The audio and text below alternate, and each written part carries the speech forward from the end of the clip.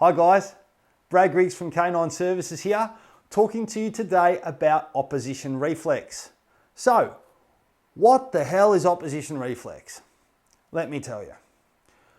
Opposition reflex is about that push-pull effect that you get with your dog, okay? And you see it with people all the time too, right? Dogs aren't alone in having that opposition reflex. When you get told to do something and you resist doing it just because you got told, well, you could call it defiance, but it's sort of the same thing. It's an opposition reflex. Okay, if somebody tries to push you out of the way, you're probably going to shoulder back.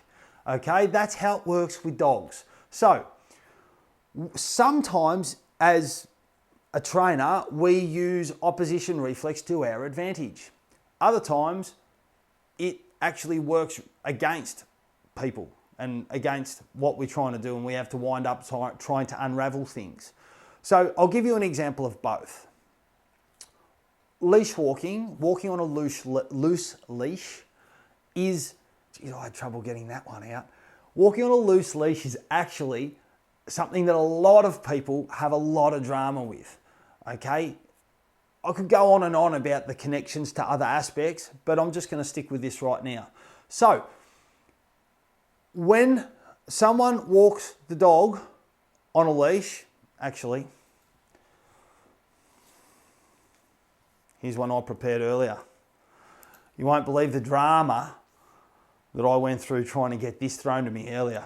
So, anyway, when the leash is attached and you pull the dog backwards because he's pulling forwards, that makes him want to pull more. So you pull backwards, so he pulls forwards. He's resisting you. That's opposition reflex working against you. Now, another area where we actually make that work is in events like weight pull, where they put a harness on the dog. The equipment is irrelevant, but in weight pull, because there's a lot of weight, they put a harness on the dog to distribute the load more evenly.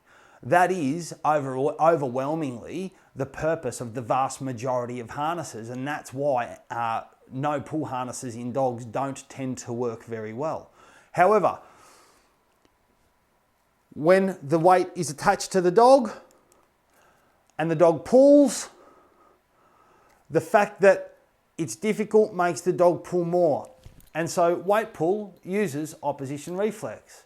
One more example would be where we develop law enforcement type dogs, sporting dogs. We quite often put the dog on a big thick flat collar or a big nice close fitting harness.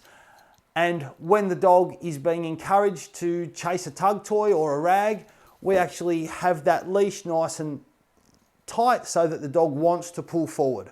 It tends to keep him at the end of the leash. So, there we go, guys. Opposition reflex. Now you know what it is, and now you know how it works against you.